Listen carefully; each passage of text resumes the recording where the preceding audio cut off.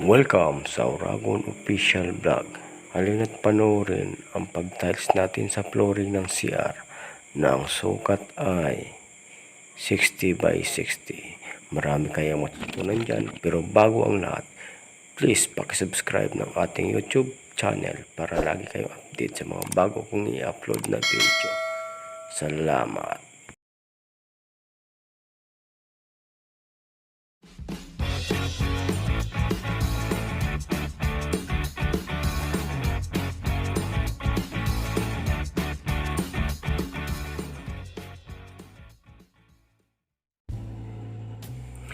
So ayun mga Oragon, magta-tiles tayo sa ang gagamitin natin tiles ay 60 by 60. So ang unang ginawa natin dyan, nagsukat tayo sa pintuan. So nagbaba tayo sa pinto ng 4 para sa pagiging starter niya at sa hindi tumama yung ating pintuan sa baba. Kailangan ng ating flooring nakababa sa front ng pintuan yung ating gagawin na flooring. So nakapansin nyo dyan, naglagay tayo ng tansi. Pagbabasan dyan yung ating ginawang tiles sa wall kung naka-eskwala. So napansin nyo, sinukat natin pababa. So dyan tayo magkukuha sa ating ginawang wall kasi yan nakalibin na rin yan.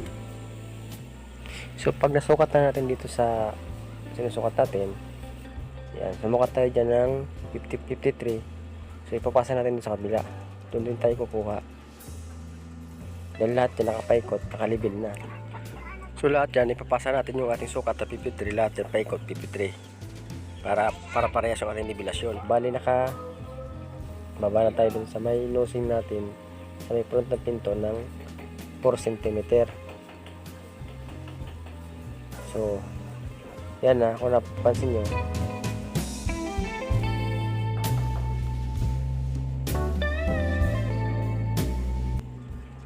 Talian natin yan para mai-eskwala natin. So dyan, titingnan natin kung naka-eskwala yung ating ginawang wool sa pader na tiles, kung naka-eskwala siya o hindi. Dyan pa lang malalaman nyo na kung sa eskwala.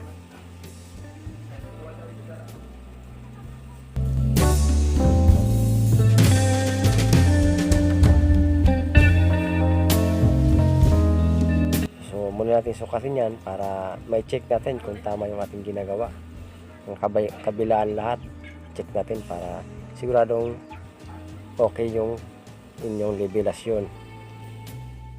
Natansiyan nyo na, lagyan natin ng tiles sa 60 by 60 na yung ating gagamitin. So itatapat natin yung kanto ng ating tansi kung naka-eskwala. Yan. So, iniskwala natin lang dyan. So,